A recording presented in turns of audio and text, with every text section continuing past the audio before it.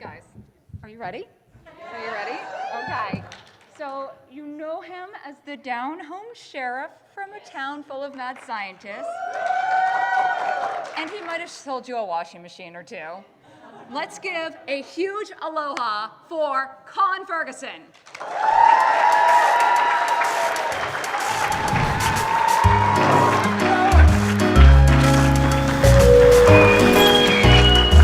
I'm not sure we need this. What do you think? Well, welcome to the highly coveted Tuesday or Friday 2 p.m. panel slot. They said, we want you to close the convention. I said, no, Friday at 2. That's when we're going to do the talking. Anyway, did you have some stuff you wanted to hit, or should we jump into it? I mean, we can just jump in. Okay.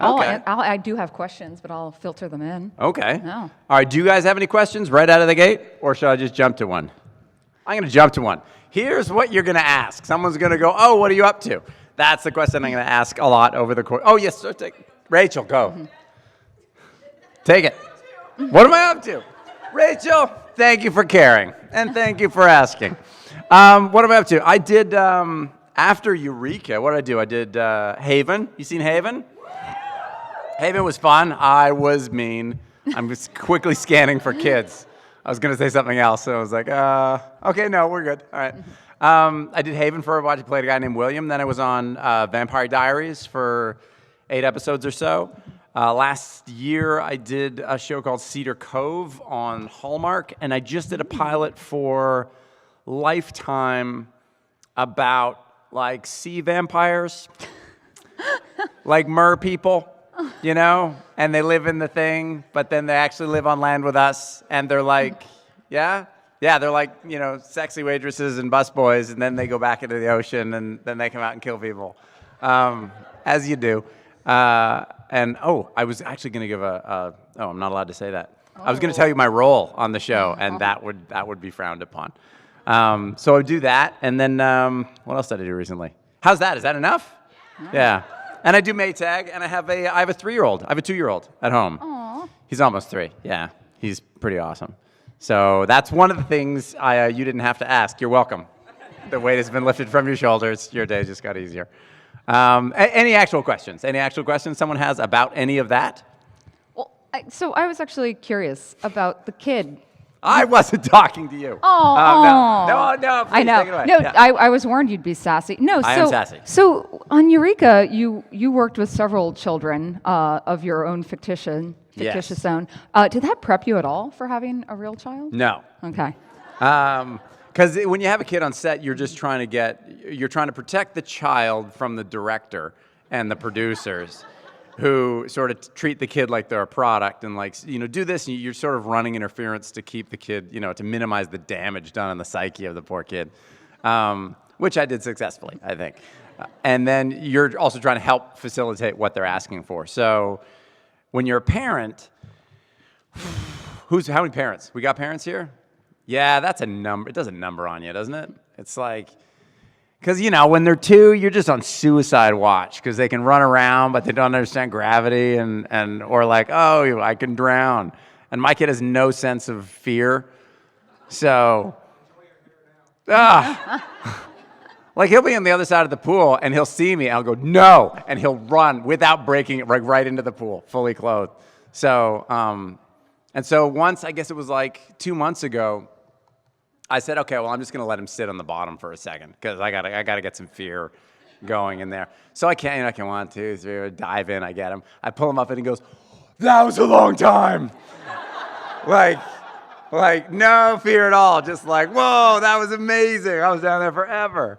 So I'm working on the fear thing, but I don't want to traumatize him. So that's parenting. Oh. Yeah. Any questions about from you guys? Come on up. Teach me. I taught him to swim over the course of the summer. He can now do, like, lie backs. Like, he can lie on his back for like a minute in the pool, and I can hold him up with one hand and throw him, and which is like swimming. Well, there's got to be something in it for me. Sorry, take it away. Oh, and I push him down to the bottom of the pool, and he gets on the bottom, and he pushes off and goes to the surface once he gets pig, lizard, and cow, the 3 very creatively named toys that we have in the pool. One's a pig, one's a lizard, one's a cow. I was wondering, how was your experience investigating the USS Hornet on Ghost Hunter with Taps? That was fun. I did. For those of you who don't know, I did an episode of Ghost Hunters where Grant and Jason and I we went on the USS Hornet. Was it? Yes. Yeah. That was a funny one because Sci-Fi said no. Sci-Fi said we don't like crossovers. We don't do that. That's not what we do. But they aren't the studio who makes Ghost Hunters. It's Pioneer, I think it is. So we just ignored them. And I was like, well, I'm in LA. I'll just drive up to San Francisco and we can do it. You know, what are they going to do? Not air it? So we did it, and it got really great ratings for them. And then all of a sudden they said, everybody's going to do it. It's our thing. We're like a crossover network. And then all of a sudden, all the shows started doing that off of a drunk idea we had in New York when we were doing the upfronts. And you get to know everybody on the network because they do the dog and pony show for the advertisers. And it's not a dog and pony show. It's a very respectful presentation of art. But you do it, and then you all go out afterwards and talk about your bosses. And so we decided that we'd do it. And so that event created that, which then created all sorts of other crossovers. But mine was in San Francisco, which is, 4 hours from where I live. Skaggs, Allison Scagliotti, they sent her to Chile. Like, that's hardly fair. She goes to South America to be like Spanish ghosts. And I get like, American ghosts. It's not fair. So it was fantastic. It was we were there for a night or two. I don't even remember, and walked around the ship, and it was crazy. It was a crazy, and everyone there has seen ghosts all over the place. Every single one of the people who work on the ship, they were like, no, it's no joke. It's live and happening. So I loved it. I had a great time. Thank you. Thanks. See, everybody, it's not so bad. Just ask a question. Here, take it away. Okay, what was, when you're doing Eureka, was there ever an episode or a scene that you were trying to film where you guys just lost it and it took forever because you just couldn't keep a straight face? Yeah. With me, I could pretty much keep control except for Frewer. Frewer broke me. He's the funniest man. Matt Frewer played Taggart on the show. And he would always just go off on these tangents, and I'd end up laughing, and I've no idea why. There was one where they were letting geese out of some sort of cage, and then, one of them, they got it on film where one of them sort of went through my legs while I was talking, which was unsettling. But then one of them jumped at me in a take, and, you get a little gun shy because they're sharp teeth, and so definitely Frewer. Frewer is the one who always broke me. We would go to great lengths to break Sally. It's a Hawaiian-centric story. Perfect. We were doing Haleakala is where they have the something, right? Telescope or something. Yeah. So for like 2 hours, we had everybody on the crew sort of go, I think it's Haleakala, Sal. And so we had her second guessing everything all the way through the scene. And the shot was this really long walk and talk where we go through, I think it was 3 pages of dialogue before we get to her line about Haleakala, which she messed up every single time because we got inside of her head. And then I think the next time we tried it, we were like, we got to go bigger. And she's talking about Einstein and something, and we're like, I think it's Einstein. And all day long, people were like, I think it's Albert Einstein. She's like, is it? I was like, it's not. And then she did it in a take, and the second she did it, she was like, she swore. I won't, just in case yeah. And then we were happy. That made our day. It's the little things, right? Take it away. I know you did like Placid 3. Yes, I did like Placid 3. Like the CG, I know there's not design background. You had to look and pretend like you were writing some stuff. So how'd that work out? That was awful. Like in Eureka, we had a good bunch of people. On Lake Placid 3, we were shooting it outside of Bulgaria. Like outside of Sofia in Bulgaria, doubling for Oregon, as it does, And we had Stephen First, who was Flounder on Animal House. If you can go back, if you remember Animal House. Yeah, he was our director. So you have this guy who's off camera, and there's crocodiles coming. Oh, they're scary, they're coming faster, they're large, big teeth, oh! And that's what you're getting off camera as you're trying to be scared and running. And I mean, yeah, it didn't work terribly well for me. Really fun experience, though. Except typical of that sort of thing and how hard it is for actors. They throw us in this lake for part of this thing, right? And blah, blah, blah, blah, blah, blah. And all of a sudden, the girls who've been in the lake start going down, sort of one by one. So like, getting stuff. It's where all the sewage runs for a local village. And all of them went down and got sick. They couldn't join us for drinks. So sad for them. But yeah, that's what you get exposed to a bunch of that, where they, like on Eureka, we're shooting one scene. I show up. Where you go into an abandoned, it's actually an abandoned insane asylum that we shoot in, and which is just comforting. And there was a crazy person that they found on the property who'd escaped from the lot from the which is, you know, it's right out of a movie, right? So we're in the basement for this thing, and it's creepy, whatever, dripping water and all that. And we go down into the pipes, and all of a sudden I see all the crew, and they have masks on. Every single member of the crew has like a full-on mask, and some of them have like the big asbestos masks.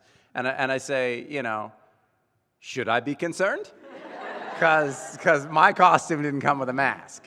And they're no. And I said, well, what's the mask for? And they said, well, there's an asbestos leak down here that they're trying to fix. They don't know where it's all coming from. But we'll be out of here in an hour. Okay, I won't breathe then. So you get a lot of stuff like that happens, but it's good for stories, you know. Hey, questions?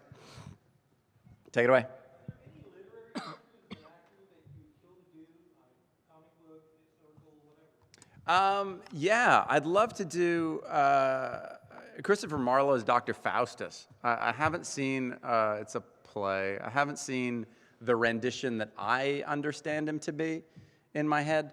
So I'd love to do that. It's probably the only book I've ever read, so, you know, it's very meaningful for me. No, it's a story about a guy who makes a deal with the devil to be the smartest man on the planet, and then the deal's for 20 years, and at the end of 20 years, he goes to hell. And it's sort of this, it's great, because I wanted to do it sort of, you don't want to hear this, but I'm going to tell you anyway. Worst panel ever. Okay, but I want to do it sort of a guy who doesn't take it seriously. Like, yeah, whatever, you know, sort of makes these deals and doesn't really understand the ramifications. But in the play, he sort of gets it in the last week leading up to his demise. So it's a bit of a tragedy, a bit. It's a tragedy, because he goes to hell forever. But I'd love to do that. Love to do that. But like, Yeah. what would your twist be for it? Like, would you just do like a straight Well, adaptation? usually they or- play him as arrogant. Yeah. Usually they play him as, you know, this sort of, oh, I'm smarter than you, and I'll make a deal with the devil. I want to play him as excited, as that sort of part of youth where you're like, whatever, I'm in. Like a guy who goes down to an asbestos corridor, and he's like, let's do it, you know, get her done, everybody. So I want to play that sort of character. And have, I think the tragedy's bigger that way, because if you're arrogant, there's less sympathy. Yeah. But if everyone understands that part of youth where you make decisions that you sort of go, oh, that wasn't the right call. You know, I have had enough time at doctors, so I know that. Yeah. Anything? Take it away, guy in the back. We do have a mic set up over here, so if you'd like to ask questions, you can line up. That wasn't passive aggressive at all. Sorry. We do have a mic set up, so. I didn't want to interrupt your stories. I'm just kidding. Please take it away. I was wondering when we were going to use this again. One of the things you did a lot on Hold on a Eureka- second. Can you lower that for him? Just drop it about another foot. That's... All right. Okay. One of the things you had to do a lot on Eureka was basically hold up conversations with your house. And Yeah. on the show, we see like you're talking. What was her name again? Sarah. Sarah, Yeah. yeah. Sarah would respond. How did they actually film that? Was it basically like? Did you have like a headpiece or something, and you were talking to someone over a microphone, and they just did VO, or was there someone like behind the camera with with a loudspeaker and people could hear it on set, or how did that work out? I would have killed for a loudspeaker. That would have been an upgrade from what we had. The hard thing about shooting inside Sarah is with no other actors, they tended to try to move around a lot, and there are a lot of reflective surfaces. So it was always a game of acting with no one there, which means there's nothing to cut to. So everything has to work as one. At the same time, they're moving around and trying not to get in each other's way. Patrick is a French-Canadian guy. He's my stand-in. And frequently, Patrick would be Sarah. So Sarah, for me, was like, Jack, we must go and get to the bottom of the case because the world is going to end. And that's what I'm hearing, right on the other side of the wall. When it didn't work, we got Alexandra, who was our script supervisor, to do it. But the problem is, they always had to be so far away, because when you're shooting in a room that has translucent walls, obviously they have to be on the other side. So I had to know the scene really well when we did it, and it was fun, but it was always a bit of a do. And they always had Neil's pacing wrong, because Neil Grayston, who played Fargo, did the voice for Sarah, and he got an extra paycheck every time he did Sarah's voice. He got like 2 characters. Look off. He's there anyway. But it was good. It was good for him. And they never got his pacing right because they I don't know, they never got it right. So it was always a bit of an effort, but it was a good challenge. So they would put his voice in afterwards, after you had done your part. And you mean, did he not have the courtesy to show up on set? Yes. No, he did not have the courtesy to show up on set. He was busy. He lived in New West. So, yeah, that's how we did it. Thank you. About Sarah, though, just so you know, in the beginning, we were using the technology that we had available to us changed radically over those 5 years. In the beginning, we were using normal lights on the outside of the walls. Now, those are like Fresnels and bulb lights, as we know, the old screw-in bulb lights. So hot. To shoot in Sarah was like 110 degrees because they had so many of those lights all the way around the thing. By the last season, we were using LEDs, which have absolutely no heat that come off of them. And the DP could sit back behind his monitor with a remote control and change the color and like up and down and blink and things. So just that technological leap was huge for us on the show. Just a weird fact, Thank you. Thanks. Oh, sorry, you had a question before. I'll get back to you. In the first episode of Eureka, Yeah. I believe when you and your daughter were going to Eureka, Yeah. you saw yourself leaving Eureka. Yes. So did the writers already have a plan as to the ending of the series? Yes.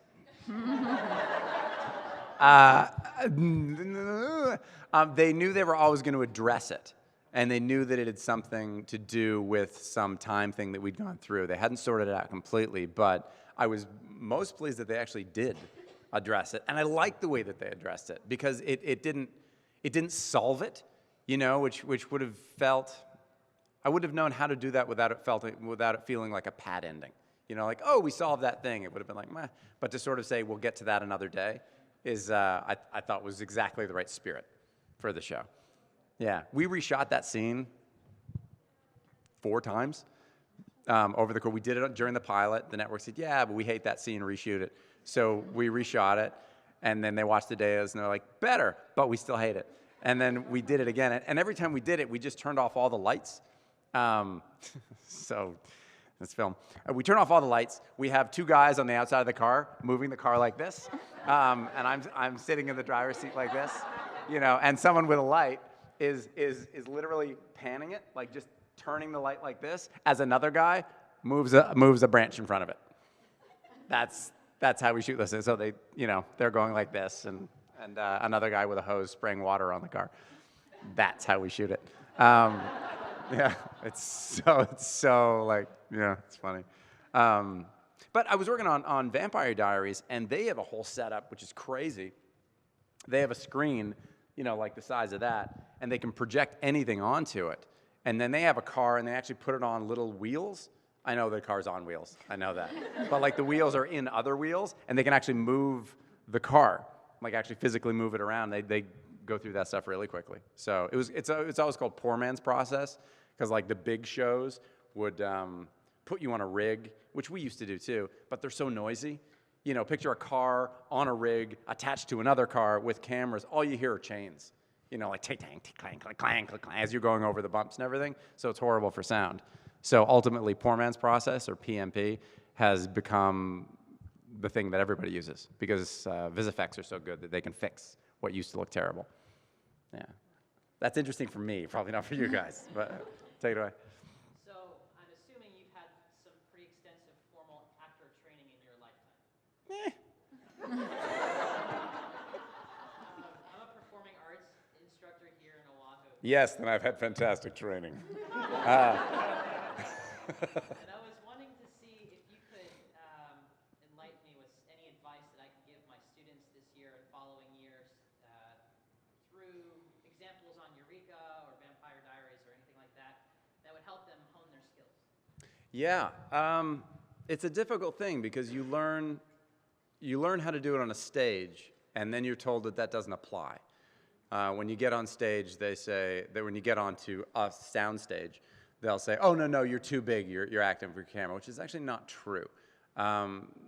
If you're doing it right, it works for both things. It has to be real, and the only thing you have to learn is your lenses. You know, if you're doing, here's something for the students. When you get a mark, I'm going to put this down for a second. All right, when you get a mark, and they give you a mark in the scene, they say, okay, some guy comes out and he puts a piece of tape on the ground and he goes, that's your mark. That's not for you. That's for the cameraman. And what that says is because the cameraman measures from the camera to the mark, and he goes, okay, that's 16 feet 4 inches. And so he knows the focus point to have it at. What actors fall in the habit of doing, because there's a straight line on the ground, they'll literally walk right up to the mark, and they'll go, good, I'm on my mark. That's wrong. You should think of it like a dot, because I'm on my mark, I'm on my mark, I'm still on my mark, I've been on my mark the whole time, and the proscenium goes from there to here. So the movements that you do within that are pretty profound when you're in a close-up. So get them to think about how the proscenium changes depending on the lens, and that's a good way to explain, learn your lenses. There's also a great program for your phone. I think it's Artemis. Artemis? Is it Artemis? Yeah. Which tells you what lens everything is on, or so you can start learning them. You can also tell them that their best friend is the camera operator, because the director's busy, and the director's going to lie to you anyway most of the time. I mean, they have their own agenda, right? You'll be shooting, and they'll go, okay, ready, lots of energy and action. What they're doing when they do that is the network watches dailies, and they've gotten a note in the meeting with the network to say, make sure there's a lot of energy. So if they say it right before they say action, on the dailies, the network goes, oh, he said it. He took our note. That's really good. Nothing to do with you or what you're doing, or it's just them covering themselves to the people that are going to hire them again. And it drives me nuts. Oh, tons of energy. This one's for you, and action. This one's for me. Like it's an inane thing to say. But the camera operator will tell you what's up. The camera operator will tell you, you can say, hey, how much latitude do I have? Do we have a depth of field that's like this? Like, is there no light and I have to hit my mark? Or he'll go like, no, you got 6 feet. We're really wide. There's a lot of light, so you can move around a lot. Tell them to talk to people and learn, and they'll just get better. How was that? Yeah.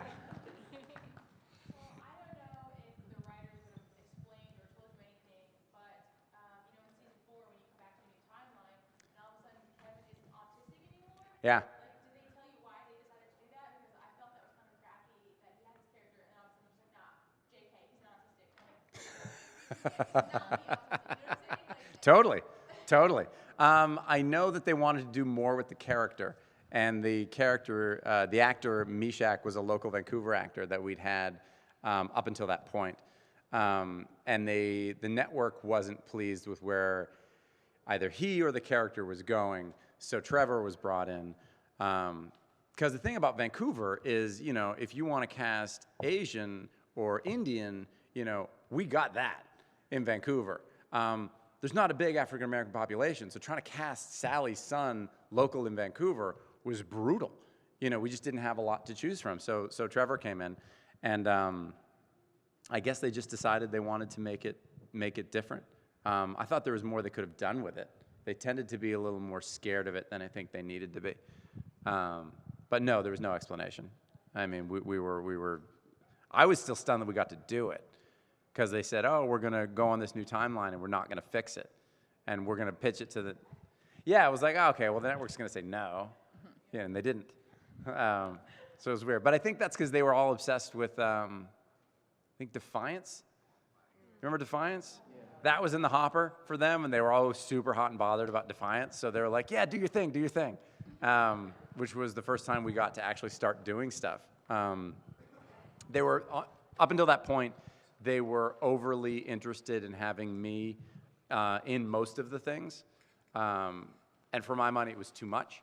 But after that point, they let us go, and they let the other characters come in and have more of a voice, and I think the show got much more interesting once those characters started to develop and you really saw their world, which is what we'd been trying to do the whole time, but the network kept saying, no, standalone episodes, no serial aspect to the show, or minimal. So, that's sort of where we were. Yeah, absolutely. Wait, before you ask your question, can I address this one more time? You sat back like, super disappointed. But just because I said I wasn't trained, and I think what I was getting at with that was a lot of the training I had was not helpful for film. So I'd done so much stage stuff, and I'd done tons of comedy on stage, but when I got to shooting film, I'm quirky by nature, so I thought of myself as a character actor. And then when I got to Los Angeles, they said, no, you're a lead. And I had no idea how to do that. I didn't have any, and I had to learn that skill set. The best ones, though. Yeah, well, it worked. I mean, eventually, but it was a lot of failure. So tell them not to be hard on themselves and fail. Tell them to fail as quick and as much as they can. Because every time you fail, you go, oh, that's not the door, right? And then you go through the right one. So it's really important to start messing up and do it as much as you can. After playing the good guy sheriff, you then went to be the bad guy in Haven. Yeah. Can you talk about the change and how that was for you? Sure. I loved it. It was really fun. My buddy Sean ran that show, and he said, "I want you to come." He said, "I want you to come into the writers, and we're gonna pitch this character that we want you to do." And I said, "Okay, that's great." Now, usually they're lying because they're not Sean's, but like usually they say, "Oh, they pitch you this great story," and you go, "I'm in," and then you get onto the show and none of it happens.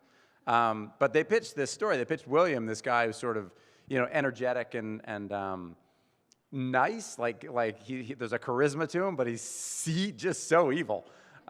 Just kills people, thinks it's hilarious, which I loved. I thought that's really funny. But I thought they were going to tone it back and sort of wreck it over the course of the episodes, and they didn't. They actually wrote to it and did a fantastic job. It's probably my favorite example that I've been a part of a bunch of writers pitching something and then doing exactly what they said they were going to do. They wrote for me fantastically. I loved it. If you haven't seen, I don't know which episodes it is, but it's really fun. He's such a dick. Yeah. It was really fun. Who doesn't love doing that, right? It's this huge power play. It's really fun. Any other questions? Oh, by the way, I did this last time, but now I'm going back to you. The thing I did with the vampire mermaid, I got to find a better. Help me out. I got to find a better logline for that, right? But that one, done by Sean again. This time he called me up and he goes, okay. So there's no money, just so you know. I was like, okay. That was done in Halifax, in the same town that we shot Haven.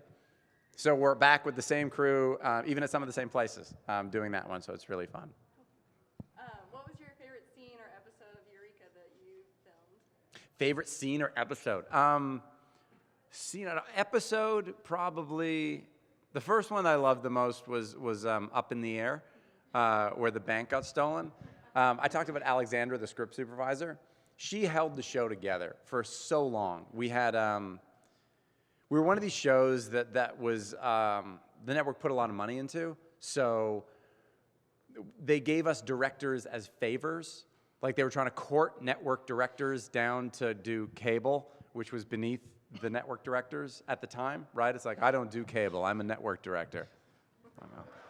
So they'd show up, and they wouldn't know the show. So Alex would have to keep them in line, and we had something like 30 directors over the first 30 episodes, right? Like just a different person every week, most of them sort of going, hey, Colin, I haven't seen the show, so if you could, and you know, helping them, yeah, a lot of that.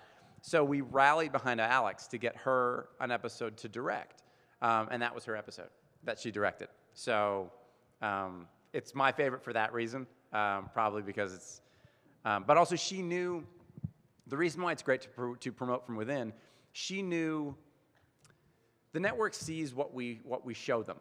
The network sees what we shoot. We see everything that we do, which is, you know, all the really inappropriate things and all the, you know, the stuff that you're like, you can't show that. So Alex knew exactly what everybody could do on a wide spectrum. So when she got her episode, she could then say, okay, this person can do this, let's skew this towards them, and the episode had a depth and a breadth that a lot of the others didn't, I think. And also she wanted me to lean into the comedy hard. Because the first season, we were supposed to be a drama. We were coming off the heels of Galactica. And they said, no, what works on the network is dark drama. So you're a dark drama. And all the directors would come in and say, no making jokes. You knew that it was a network note that they were getting. No jokes, this is a drama. And, you know, like, have you read it? Because we're either all really dumb or there's comedy in it. And so we'd been fighting against it for so long. So when Alex got hers, she really wanted to put her foot down on the comedy and squeeze as much as she could out of it. I think she did. She's a really talented lady. So, yeah. Did you always want to be an actor, and if so, why? I didn't. I didn't know what I wanted to be, but I didn't think it was possible. Like I was from Montreal. I didn't know anyone who did it for a living. So I watched it, and I loved it. Like, I would tune out everything when the TV was on. You couldn't talk to me. You could yell at me, and I wouldn't hear you. There are lots of jokes in the house where somebody's yelling, and I couldn't hear it because I was absorbed. And now that I have a son, he does the same thing. So that's not good. But he's a good boy. So as I grew up, I went to college, and I was incredibly shy. Incredibly shy. I couldn't speak in public. I couldn't anything like that. But I didn't have much of a spine either. So when I got to college, first day, my buddy says, "Oh, I'm going to go and do this improvised comedy class, and come with me." And I said, "Oh no, I don't want to." And he said, "No, you're coming." I said, "Oh, okay." You know, so off we went. And after the class, they said, "We want you to join the company." And within like 2 months, I was performing in bars. And it's the transition I needed, because in improvising, it's the group, and you're more accountable when you're off stage than when you're on. When you're on stage, it's not your job to be funny or keep the plot going. You have a bunch of people off stage, and it's their job to keep it coming. So I liked that. I liked the support. I understood the support network of that, and that's what I then transferred into film. On Eureka, I understood that we were a unit, and we had to, if you're doing that, then I have to do this. And it was, everything lives in balance with everything else, and that's how I understood it. And that's how I've approached every ensemble I've done, and that comes from that. So I didn't know how to be an actor, so I just I found it as I went. And English literature. And I hated reading. I did. I was like, I'm so bad at reading. And then I signed up for English literature. I found out later that I have the muscles in my eyes aren't terribly strong, so going back and forth just puts me to sleep. Like it's a huge. My eyes just get really tired. So now, once computer screens came out, where you could sort of have it all right there and your eyes don't actually have to do that, I could read forever. Yeah, I was doing that, but I didn't know what I was doing. And I think I kept going and sort of expecting someone to say no, right? And it just kept, doors kept working for me. So, yeah, so far so good, you know? But I became a much better actor when I was in my mid-20s, and I didn't need the validation anymore. I needed the approval, and directors use that. Once I stopped listening to directors and stopped doing it for the approval, I got a lot better because my work had a lot more integrity to it. A little more integrity to it. Yeah. I do direct. Yeah, I actually directed a couple Eurekas, and I directed one of those bad sci-fi movies. That was me. Actually, I cast Emilia Clarke in her first role out of college, and she was great. You could saw it from her. I have it here. I have her audition tape for the thing. She's so good. She was so good right out of the gate. And I remember we were on set, and I was saying, look, it's gonna seem like I'm being hard on you, but I'm actually giving you notes because you can handle them, and I want you to, you know, and she's gone on to do what she's done. But you could tell right out of the gate. She was in a scene we were doing with two seasoned actors, older, and it was just, you couldn't take your eyes off her. She was so hyper present so I love directing. Is it there 10 minutes left? Mm-hmm. Oh, all right. So I love directing probably because you get to protect the story and you get to protect the actors. You get it early. You can talk to them like they're adults, which is nice because a lot of times directors will come in and they'll go, "You're doing great. How about everything you're doing? Love it. We're just going to take all of it out. We're just going to just remove it and let's just see what happens. Okay, this one's for you." You know, what does that mean? You know. Just come in and say, I don't think, you know, like talk to me like I'm an adult, and we'll get to the bottom way faster. Yeah. Sure, both of you. Let's see who talks first. Take it away. I was just curious, have you ever taken anything from a set and you haven't? What's one thing you would have wanted to take that you didn't? Yeah. I've taken a lot, and if I'm in a bad mood, I take more. I don't take props or anything because the way it works on set is the props are owned by the prop department. So you'd actually be taking from a crew member. And that's their kit. That's what they bring to the next movie. And you know, you can't be pilfering their stuff. But having said that, wardrobe, you know, we've gone into a hyper corporate time where every piece of wardrobe is considered a physical asset that they need for their taxes. So they want to keep everything, and what they do with it is they take it all to a warehouse and they leave it there. And it just sits there forever rotting, but it's a physical asset, so they can, but what they do is they mark it in the log as like blue suit. So you go to Salvation Army and you pick up a blue suit, you do a little swap with the wardrobe ladies, and then, you know, no one's the wiser. And I got like a $2,000 suit. So that happens a lot. I worked on Hallmark channel recently, and they are the best. They are so nice. They, like, you could say, "Oh, could I have all my wardrobe?" And they'd go, "Oh, of course." Like, no, just like the way it used to be, you know, where obviously you can have it because it's all been tailored for you. It fits you, so keep it. So I take the wardrobe for sure. I took my plaque off Eureka, on the desk there. And what else do I take? Sometimes I go into production and I'll steal like office supplies.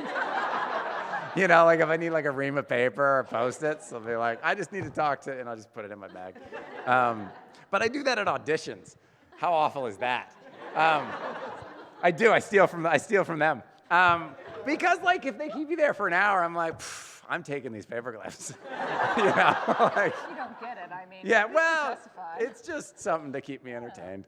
Nothing that will get me in trouble, but you know, just to keep the balance scales even there. Are you going to be on any more episodes of Tabletop? And what are your favorite tabletop games to play if you do play? What do I play? I play little kid games right now because my son's 2 or 3, so I do a lot of puzzles. Thomas the Tank Engine. But I don't think there's a plan to have me on in the near future. But I'm usually, I mean, if Will calls, usually it's like, oh, somebody fell out. Would you come and fill in? I was like, yes. So that's that. My favorite games to play though, I like Ticket to Ride. I liked it because it was simple. I find when there's too many cards and too many rules, that's beyond me. By the way, you guys watching? What's that? I watched it last week. What's it called?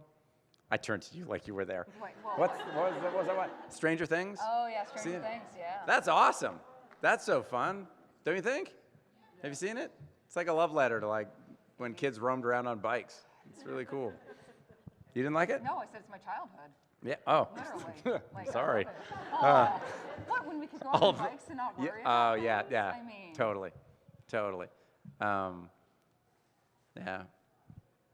So we're obviously all fans of your work. What are you a fan of? I've really enjoyed Game of Thrones. I enjoyed what I find recently that I watched all of Brooklyn Nine-Nine. What hilarious! If you haven't watched it, it's worth it. It's really good. Parks and Rec. What else? What else do I like? I like it where they tend to let the actors go, and just you can tell there's a lot of improvising, and they find the jokes on the day. What's that? Always, I haven't watched on Always Sunny. That's exactly what you're looking for. Oh, really? Always Sunny. What else? What else am I watching? I'm a bit of a sucker for the Netflix documentaries, I have to say. Like, I watched the documentary about the fastball. Fascinating.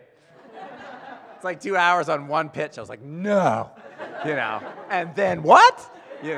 Riveted. So I love that. I can't get enough of that. Knuckleball, not so good. Strangely, bad follow-up. And yeah, what are you guys into? What's killing it right now? House of Cards? I watched season 1. That's all I got. It was good though. I enjoyed it, but it's dark. It's hard for me when it's dark.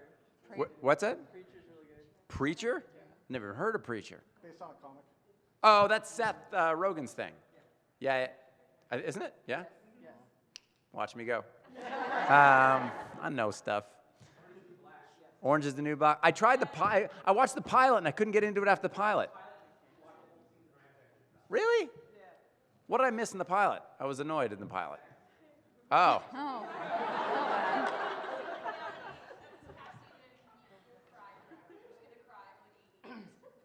That won't be fun. Oh no, okay. So it gets better. It kicks in. All right. I'll give it another couple. What's that? Is the main girl as heavy in it, or do they lighten up on her? They lighten up on her. Yeah, they had to do that. That wasn't working. They kind of have backgrounds on every single episode for different prisoners. So. Oh, that's better. That's where it should go. Yeah. Because I was a little like, she's so whiny, and like she did it. She was a mule for drugs. Like, whoa, what'd you think was gonna happen? Like my brother comes and visits me in LA, idiot. And I'm with him in his room, and he's unpacking, and he pulls out a bag of weed that's like this big, and he's like, I didn't realize that was there. I was like, that's like 20 years. Like, what did you think was gonna happen? So, don't do that. Cautionary tale. It's legal where he comes from. It's not where I live, so. Only if you have a medical license. Right, yeah, but you still can't take it across the border. Like, that's a bad move. That's. And who has a bag of weed this big that they forget's in their pocket? Like, he plants trees for a living. He lives in the interior of BC. He's a tree planter, so, we forgive him. Trees. Yeah. Next question, you guys got some? Both. When you were first starting out, did you have problems like being able to charge people money? I have a lot of friends starting out, and they get so excited that they get a job. Yeah. They wind up working for sometimes nothing or very, very little. And Yeah. I don't want to just slap them silly. You do. Everybody, the game is to lie, right? Like everybody in every profession, you pretend that you're worth so much more than you are to try to get as much as you can, but you'd work for way, way less. Like that's sort of always the game that everybody's playing, and acting is no different, but you have to be able to walk away. At a certain point, you have to say no, because they're always going to try to get you. It's so hard to make a living these days. Like they'll try to get you now for a scale rate, which is like $900 gross for the day or for the week, which amounts to about $400, like after taxes and everything. And you can't live on it. You just can't live. So you have to push back. You have to try to monetize wherever you can. And you're right. Yeah, they have to start saying no. Steal paper clips and reams of paper. Exactly. That's why you steal paper clips.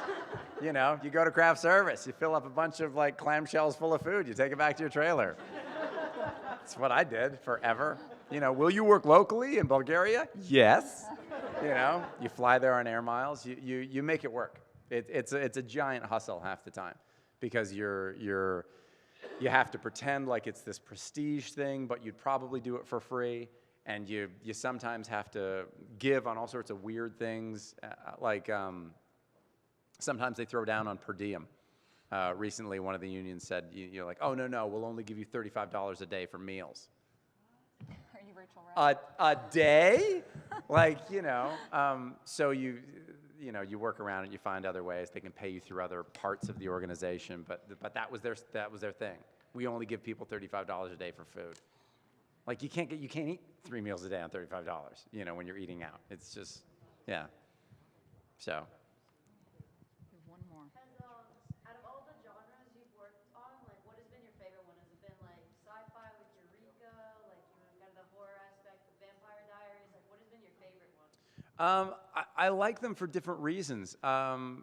Like the sci-fi stuff is fantastic, and it was probably the best challenge I've ever had because every day we were doing gags and stunts and vis effects, and you learn the medium backwards and forwards. You know exactly how to do everything when you do sci-fi. You also have to be pretty well versed in taking egg off your face because invariably the network has noted the script to death. You have to change the dialogue and move stuff around and make it organic, and it's a great exercise. Man, if you're good at sci-fi, you can do almost anything, I think. But having worked on Hallmark recently, they have no money. So you work 11-hour days, which is a walk in the park compared to 16. 2 people scenes, one person walks in, another person walks in, one of them leaves. That's all you have to do. That's way easier than falling down a set of stairs. Over the course of Eureka, oh God, I mean, this was dislocated. They burnt me here. They burnt my eyes. My foot broke. And that's just me. And that's only something that I can remember. I had a concussion forever on that show. Forever. I got hit so hard. Heath, my stunt double, both of his heels shattered on one stunt. Frazier, his replacement, got his collarbone ripped out in this stunt. Terrible. He was doing a dive forward roll as the car comes screeching, and normally I'd do my own stunts, but when there's a car coming in, insurance says you're not allowed. There were 2 stunts I wasn't allowed to do. That was one, and the other was when Heath jumped out of 80 feet into water, and they said, no, you can't do that, which that would have been fun. But he just had to do a dive forward roll, super simple, but the prop, as he went in, got caught under his collarbone, and as it just popped it out. And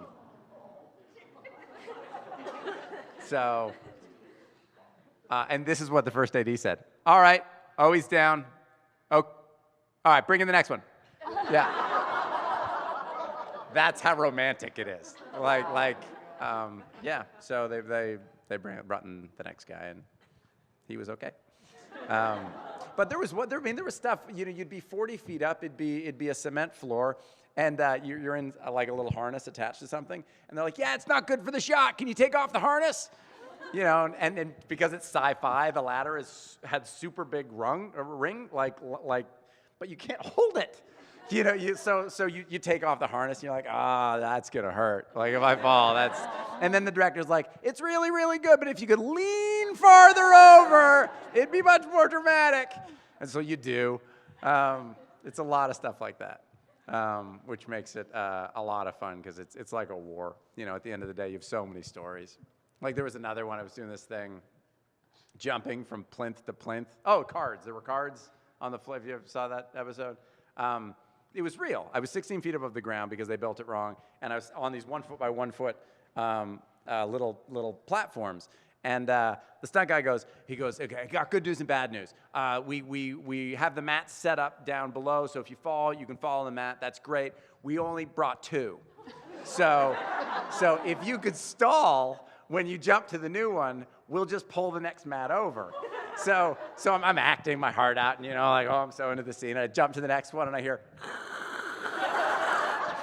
as my safety net is being pulled to the next place I'm going to jump to, which was, just typical. Just typical David J. Cox, stunt coordinator. Sorry, buddy, you okay? Yeah, I'm fine. Let's shoot. A lot of stuff like that. And you're still alive. I'm still alive, right? Woohoo! I'm shocked. Can't kill me. I'm too mean. So your time is.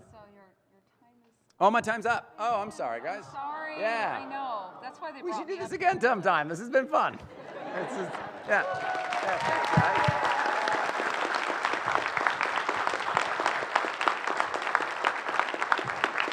Thanks for coming, and come on downstairs. Well, we'll be down there. We can chat more down there. It'll be fun. Awesome.